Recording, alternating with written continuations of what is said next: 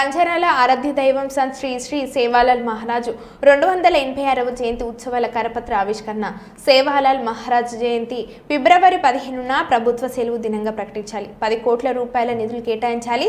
సేవాలాల్ సేన నేడు శనిగాపురం సేవాలాల్ మహారాజ్ ఆలయ ప్రాంగణంలో సేవాలాల్ సేన జిల్లా అధ్యక్షులు గుగ్లోత్ నందులాల్ నాయకత్వం అధ్యక్షతన జరిగిన కార్యక్రమంలో ముఖ్య అతిథిగా పాల్గొన్న రాష్ట్ర కో కన్వీనర్ సేవాలాల్ వెంకన్న నాయక్ మాట్లాడుతూ సేవాలాల్ సేన ఆధ్వర్యంలో ఫిబ్రవరి 15న జిల్లాలోని 18 మండలాల్లో సేవాలాల్ మహారాజు 286వ జయంతి వేడుకలు భోగ్ బండారాలో కార్యక్రమం నిర్వహిస్తున్నామని దానికి సంబంధించిన కరపత్రాలను నేడు ఆవిష్కరించడం జరిగిందని అన్నారు. తెలంగాణ రాష్ట్రం కంటే ముందు నుంచి ఒకటే డిమాండ్ చేస్తా ఉన్నాము. మరి ప్రభుత్వాలు మారుతున్నాయి కానీ మా గిరిజనులకు ఇచ్చిన హామీలు నెరవేరడం లేదు. మేము ఏమి గొంతెమ్మ కోరికలేం కోరట్లేదు. మేము అన్ని మతాలకు అన్ని పండుగలకు ఏదైతే మీరు సెలవులు ఇస్తా ఉన్నారో, ఏదైతే గౌరవిస్తూ ఉన్నారో, ఏదైతే డబ్బులు కేటాయిస్తూ ఉన్నారో, మరి మా యొక్క లంబాడీల ఆరాధ్య దైవం ఈ రాష్ట్రంలో 45 లక్షల పైగా మేము జనాభా ఉన్నాం లంబాడీలుగా బంజారాలుగా. మరి మా యొక్క బంజారా ఆరాధ్య దైవం అయినటువంటి సేవాలాల్ మహారాజ్ జయంతి ఫిబ్రవరి 15వ తారీఖున మీరు ఖచ్చితంగా ప్రభుత్వ సెలవు దినంగా ప్రకటించి మీరు ఆ క్యాలెండర్లో ప్రకటించాలని, మరి ఆ రోజు ప్రకటిస్తేనే చాలామంది మా యొక్క విద్యార్థులకు మేధావులకు చదువుకున్న వాళ్ళందరికీ కూడా అర్థమవుతుంది. కానీ మామూలుగా మీరు క్యాజువల్ హాలిడేగా ఇస్తూ ఉన్నారు.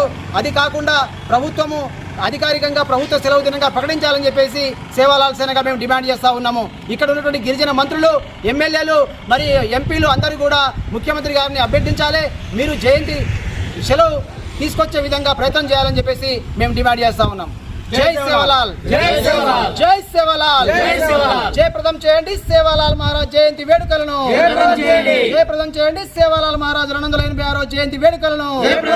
జై సేవాలాల్ సేన, జై సేవాలాల్ సేన, జై సేవాలాల్ సేన, జై సేవాలాల్ సేన. వర్ధిల్లాలి భూక్య సంజీవన నాయకత్వం, వర్ధిల్లాలి భూక్య సంజీవన నాయకత్వం. అధ్యక్షులు నందులాల్ నాయక్ గారు అధ్యక్షతన జరిగిన ఈ కార్యక్రమంలో రాష్ట్ర నాయకులు సురేష్ నాయక్ గారు, అలాగే జిల్లా ప్రధాన కార్యదర్శి రాంబాబు నాయక్ గారు, జిల్లా కార్యదర్శి నరేందర్ నాయక్ గారు, మహిళా సేన జిల్లా అధ్యక్షురాలు స్రవంతి మోహన్ గారు, సుమన్ గారు, అలాగే నరేష్ గారు పాల్గొనడం జరిగింది. సేవాలాల్ మహారాజ్ 286వ జయంతి ఉత్సవాలను సేవాలాల్ సేన ఆధ్వర్యంలో ఈ జిల్లాలో ఉన్నటువంటి 18 మండలాల్లో అన్ని మండల కేంద్రాల్లో మా యొక్క మండల అధ్యక్షులచే ఘనంగా ఈ యొక్క జయంతి ఉత్సవాలను 15వ తారీఖు ఒకే రోజున నిర్వహించాలని పిలుపునిస్తూ ఉన్నాం. అదేవిధంగా అసలు సేవాలాల్ జయంతి గురించి అందరికీ తెలియాల్సిన విషయం ఏంటంటే, సేవాలాల్ మహారాజ్ జయంతిని చేసుకోవాలని చెప్పేసి, జయంతి జరపాలని చెప్పేసి చాలామందికి అవగాహన లేదు.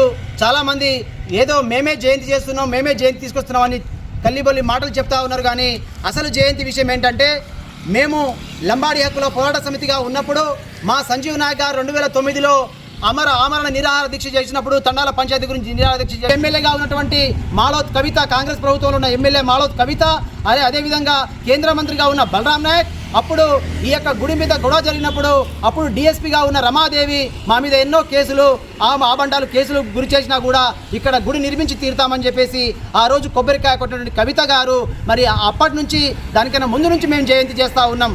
చాలామంది తెలంగాణ రాష్ట్రం ఏర్పడిన తర్వాత జయంతి చేస్తూ ఉన్నాం, అది కరెక్ట్ కాదు.